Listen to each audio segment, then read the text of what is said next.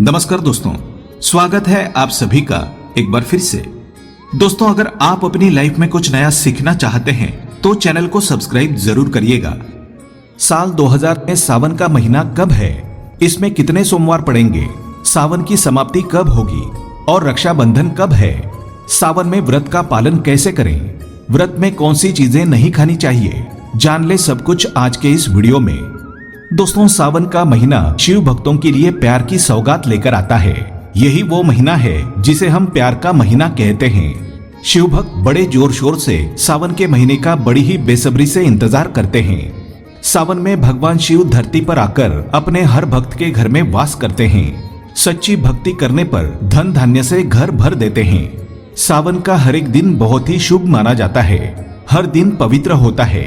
हर दिन भगवान शिव की पूजा की जाती है। लेकिन सोमवार के व्रत की बात ही कुछ और होती है। सावन के बारे में हर बात बताने से पहले आपसे रिक्वेस्ट करते हैं कि वीडियो को लाइक जरूर करिएगा, दोस्तों को शेयर कर दीजिएगा और अगर आपने अभी तक चैनल को सब्सक्राइब नहीं किया है तो चैनल को सब्सक्राइब करके बेल आइकन जरूर दबाइएगा। ऐसे में अब जान लेते हैं सावन के इस पवित्र महीने में कौन सी गलती नहीं करनी चाहिए जिससे कि शिव जी नाराज ना हो। और सावन व्रत में ये फल तो कभी मत खाना, नहीं तो भगवान भोलेनाथ आपसे क्रोधित हो सकते हैं, आपका व्रत टूट सकता है। आइए जानते हैं कुछ ऐसी सावधानियां जिन्हें भूलकर भी नहीं करना चाहिए। नंबर 1, शास्त्रों में बताया गया है कि व्रतधारी को उधार मांगकर फल आदि नहीं खाना चाहिए। इससे पाप लगता है और व्रत अधूरा रह जाता है। सोमवार का व्रत हो या कोई और व्रत में पड़ोसियों से मांगकर फल वगैरह खाना नहीं चाहिए। व्रत में उधार मांगकर खाने से व्यक्ति का व्रत झूठा हो जाता है। ईश्वर की शरण में आने पर व्यक्ति को झूठ नहीं बोलना चाहिए, कर्ज नहीं लेना चाहिए, चुगली आदि नहीं करनी चाहिए, उधार मांगकर भी खाना नहीं चाहिए। अगर व्रत के दौरान आपको कोई अपनी मर्जी से खाने के लिए कुछ देता है तो उसे आप खा सकते हैं, लेकिन व्रत में कम से कम उधार मांगकर फल आदि खाना नहीं चाहिए। इससे पाप लगता है और व्यक्ति की पवित्रता भंग हो जाती है। नंबर 2, सोमवार का व्रत हो या सावन का व्रत, आपको नाशपाती नहीं खाना चाहिए। दरअसल इस फल का नाम नाशपाती यानी नाश करने वाला होता है, इसलिए इस फल को व्रत में नहीं खाना चाहिए। व्रत आदि को छोड़कर किसी और दिन आप इसे खा सकते हैं, लेकिन जिस दिन आपका व्रत हो उस दिन नाशपाती का सेवन बिल्कुल नहीं करना चाहिए और भगवान को भी नाशपाती नहीं चढ़ाना चाहिए। नंबर 3, कभी कुट्टू या सिंगाड़े का आटा खाने से भी आपका व्रत टूट सकता है। दोस्तों, लंबे समय से रखा हुआ आटा आपका व्रत भंग कर सकता है। दरअसल पुराने आटे में घुन आदि कीड़े वगैरह पड़ जाते हैं जो ठीक तरह से दिखाई भी नहीं देते। ऐसा आटा खाने पर दरअसल आप मांस का सेवन करते हैं और व्रत में कीड़े खाना घोर पाप के बराबर माना गया है। आपका व्रत इससे भंग हो जाता है। व्रत में ताजा आटा खाना चाहिए। लंबे समय से रखे हुए आटे में कीड़े पड़ जाते हैं तो ऐसा कभी ना करें। व्रत हमेशा शुद्धता में ही रखना चाहिए।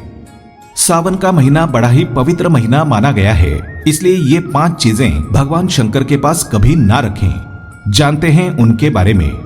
नंबर 1, जहां शिवलिंग रखा हो या महादेव की कोई भी प्रतिमा हो वहां पर भूलकर भी जूते चप्पल लेकर जाना नहीं चाहिए।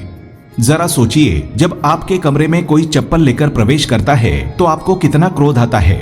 तो इसी कारण महादेव भी आपसे नाराज हो जाते हैं और आपको मिलने वाला फल नष्ट हो जाता है।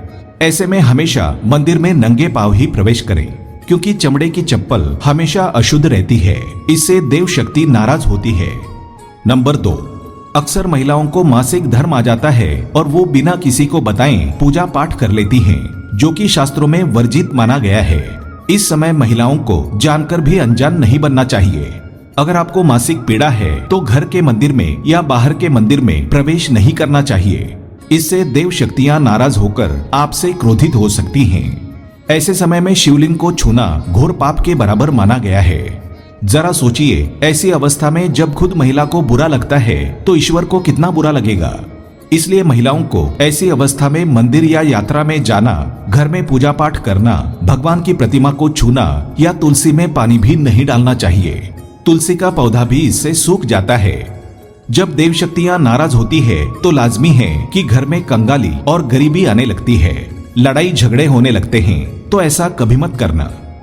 नंबर 3, शास्त्रों में बताया गया है कि जहाँ होता है शिवलिंग वहाँ पर सभी दैव शक्तियाँ सक्रिय रहती हैं। जिसके घर में शिवलिंग होता है वो व्यक्ति महादेव की कृपा सदैव पा लेता है। वास्तुशास्त्र के अनुसार शिवलिंग से हर वक्त ऊर्जा का संचार होता रहता है, इसलिए शिवलिंग पर जलधारा हमेशा होनी चाहिए जो ऊर्जा को शांत रखती है। कुछ लोग अपने घर में शिवलिंग तो रख लेते हैं, लेकिन वो कभी हफ्ते में एक बार जल चढ़ाते हैं, जो कि बिल्कुल भी अच्छा नहीं माना जाता।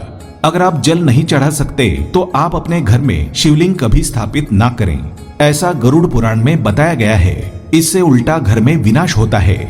नंबर 4, शास्त्रों में बताया गया है कि तुलसी और महादेव का बैर माना गया है। इसी कारण तुलसी में शिवलिंग और गणेश की प्रतिमा को नहीं रखा जाता। कई लोग जाने अनजाने में शिवलिंग को तुलसी में रख देते हैं और घर में परेशानियां आना शुरू हो जाती हैं। इससे महाशक्तियां क्रोधित हो जाती हैं। तो शिवलिंग पर तुलसी पत्र भी नहीं चढ़ाना चाहिए। तुलसी में और शिवलिंग में कुछ दूरी होनी चाहिए। नंबर 5, घर का मंदिर हो या बाहर का मंदिर, किसी भी मंदिर में ऐसे व्यक्ति को प्रवेश नहीं करना चाहिए जिसने स्त्री प्रसंग अर्थात संभोग किया हो या उसने मांस खाया हो। अगर आप शारीरिक रूप से गंदे हैं तो मंदिर के आसपास भी नहीं जाना चाहिए। घर के बने मंदिर पर कोई कपड़ा आदि डाल देना चाहिए। जरा आप ही सोचिए कि आप मांस खाकर या स्त्री के साथ शारीरिक संबंध बनाकर भगवान के पास जाएंगे और क्या वो आपसे प्रसन्न होंगे? बिल्कुल भी नहीं। वो आपसे क्रोधित हो सकते हैं, आपसे नाराज हो जाएंगे। शास्त्रों में इसे घोर पाप माना गया है। इससे व्यक्ति नरक में जाता है। ऐसा दुष्ट स्वभाव मनुष्य के बर्बादी का कारण माना गया है, तो ऐसा बिल्कुल ना करें। ईश्वर के सामने हमेशा नहा धोकर मन पवित्र लेकर ही जाना चाहिए। इससे सभी शक्तियां आपसे प्रसन्न रहती हैं। दोस्तों, सावन के महीने में महादेव को ऐसे बेलपत्र कभी मत चढ़ाना, इसे बहुत ही अशुभ माना जाता है। दोस्तों, पौराणिक मान्यताओं के अनुसार बेलपत्र चढ़ाने से शिवजी का मस्तक शीतल रहता है। बेलपत्र से भगवान शिव की पूजा करने से दरिद्रता दूर होती है, व्यक्ति सौभाग्यशाली बनता है। इससे हनुमान जी भी प्रसन्न हो जाते हैं, क्योंकि वे शिव के ही अवतार है और इस बात को शायद ही कोई जानता हो। दोस्तों, अब आप ये जान लें कि बेलपत्र का उपयोग और इसके लाभ कैसे मिलते हैं। नंबर 1, तीनों लोकों में जितने तीर्थस्थल प्रसिद्ध हैं, वे सभी तीर्थस्थल बेलपत्र की मूल भाग में स्थित माने जाते हैं। इस बात को शायद ही कोई जानता हो। नंबर 2, अगर बेल का वृक्ष घर के बीचों बीच या पूर्व दिशा में लगा हो तो घर में धन धान्य की कभी कमी नहीं रहती और परिजन खुशहाल रहते हैं। नंबर 3, जो व्यक्ति बेल के वृक्ष के मूल भाग की गंध पुष्प आदि से पूजा अर्चना करता है, उसे मृत्यु के पश्चात शिवलोक की प्राप्ति होती है। अब जानते हैं बेलपत्र से जुड़ी और कुछ खास बातें। दोस्तों, चतुर्थी, अष्टमी, नवमी, चतुर्दशी और अमावस्या, इन तिथियों को, साथ ही संक्रांति के समय और सोमवार को बेलपत्र नहीं तोड़ना चाहिए। पूजा से एक दिन पहले ही बेलपत्र तोड़कर रख लें। दोस्तों, बेलपत्र कभी अशुद्ध नहीं होता। अगर आपको पूजा के लिए नया बेलपत्र नहीं मिल रहा है तो आप किसी दूसरे के चढ़ाए हुए बेलपत्र को स्वच्छ जल से धोकर भगवान शिव को अर्पित कर सकते हैं। बेलपत्र में कम से कम 3 पत्तियां होनी चाहिए। कटी फटी पत्तियों का बेलपत्र भगवान शिव को गलती से भी अर्पित मत करना। कटी फटी पत्तियों को अर्पित करने से शिव का अपमान माना जाता है और बेलपत्र का भी। इसलिए बेलपत्र की पत्तियां एकदम साफ होनी चाहिए। दोस्तों, सावन के इस पवित्र महीने में जिस व्यक्ति को 5 संकेत मिल जाएं, तो इससे ये पता चलता है कि महादेव आपकी भक्ति से बहुत प्रसन्न हैं और आपको धनी होने से कोई भी नहीं रोक सकता। चलिए जानते हैं। नंबर 1, बैल का दरवाजे पर आना। दोस्तों, नंदी महाराज भगवान भोलेनाथ के वाहन है। नंदी को भगवान शिव का द्वारपाल भी कहा गया है। नंदी महाराज को बुद्धि और ज्ञान का प्रतीक माना गया है। शिव के मंदिर के बाहर हमेशा नंदी महाराज विराजित रहते हैं। लेकिन अगर सावन के इस पवित्र महीने में अचानक से नंदी महाराज आपके दरवाजे पर आ जाएं और घर की चौखट को सींग मारने लगें, तब आपको समझ लेना चाहिए कि भगवान शिव आपके घर में आने वाले हैं। ये उनके आने का एक संकेत है। भगवान शिव आपकी भक्ति से बहुत प्रसन्न हैं और आपके घर में खुशियां आने वाली हैं। आपको धनी होने से कोई नहीं रोक सकता। लेकिन याद रहें, नंदी महाराज को तिलक लगाकर मीठा भोग जरूर खिलाएं।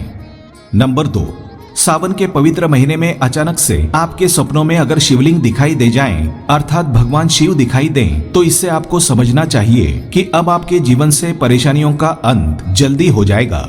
भगवान शिव आपकी सच्ची आराधना भक्ति से बहुत खुश हैं और वो आपके घर में आने वाले हैं। ऐसे में याद रहे, शिव की भक्ति में कोई भी कमी ना आने दें। घर को गंदा ना रखें, क्योंकि आपके घर में भगवान शिव पधारने वाले हैं। नंबर 3, शास्त्रों के अनुसार माना गया है कि नीलकंठ पक्षी भगवान शिव का प्रतीक है। अगर आपके घर में सावन के महीने में नीलकंठ छत पर आकर बैठ जाएं, तो उसे भूलकर भी मत भगाना, क्योंकि ये भगवान शिव का प्रतीक माना गया है। ऐसे में आपको खुश हो जाना चाहिए, क्योंकि भगवान शिव आपकी भक्ति से बहुत खुश हैं। शास्त्रों में बताया गया है कि नीलकंठ अगर मनुष्य के घर पर आकर बैठ जाएं, तो ये घर में साक्षात महादेव शिव के आने का संकेत है। अब आपके बुरे दिन जाने वाले हैं। कहते हैं भगवान श्री राम ने इस पक्षी के दर्शन करने के बाद ही रावण पर विजय प्राप्त की थी। नंबर 4, सावन के पवित्र महीने में घर में काला सांप निकल आए तो इसे बहुत ही शुभकारक माना गया है। इसे बिल्कुल भी ना मारें, ये भगवान शिव के आने का संकेत है। जिनकी भक्ति से महादेव प्रसन्न होते हैं, उन्हें महादेव किसी खास अवसर पर अपने दर्शन देते हैं। सावन का महीना बहुत ही पवित्र महीना माना गया है। यही वो महीना है जिसमें भगवान शिव धरती पर आते हैं और उसी घर में अपना वास बना लेते हैं जो सच्चा भक्त होता है। सपनों में किसी मंदिर में नाग नागिन का जोड़ा देखना बहुत ही शुभकारक माना गया है। ये घर में शिव के आने का संकेत है।